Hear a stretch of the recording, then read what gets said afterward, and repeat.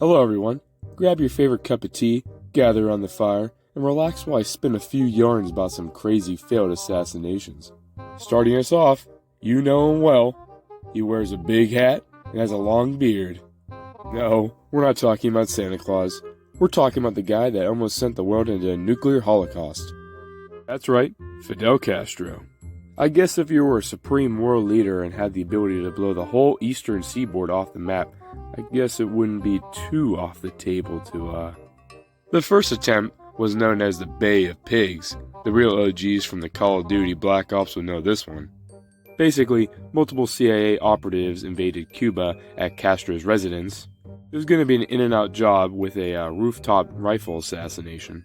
The mission was a flop due to the reasons I failed my science projects, poor planning and not enough ambition. But don't you worry, this wasn't the only attempt to send Castro to the pits of hell. Now, all things go together.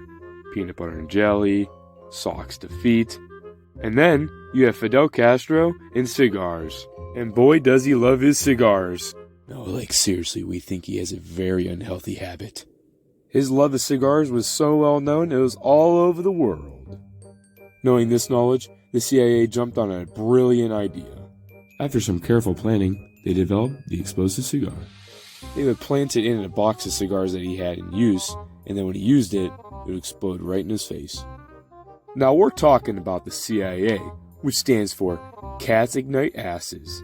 And well, they screwed the pooch on this one. Alright, this next one isn't so much an attempt on his life, but his public image. So, when Castro would travel around, he had a tendency to leave his shoes outside the door.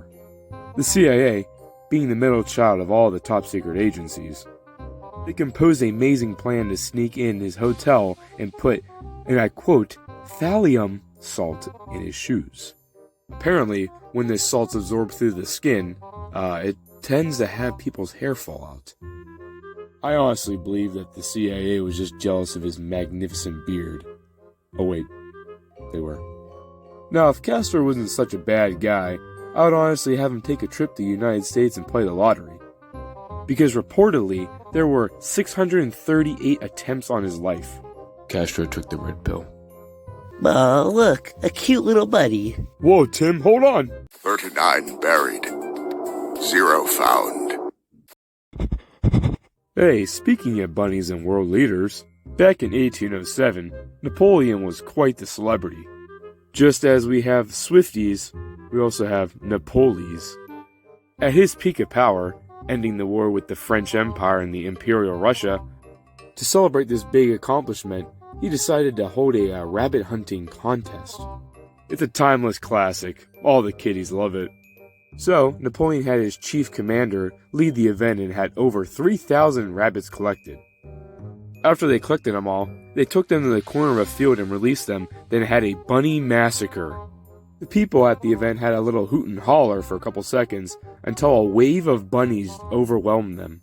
The bunnies that haven't eaten in a couple of days decided to nibble and chew at the men's legs.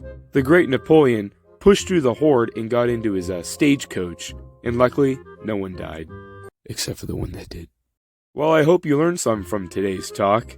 More of the story, bring a cigar and a bunny to your next family function. Anyways, this was Duckett, and thank you for watching.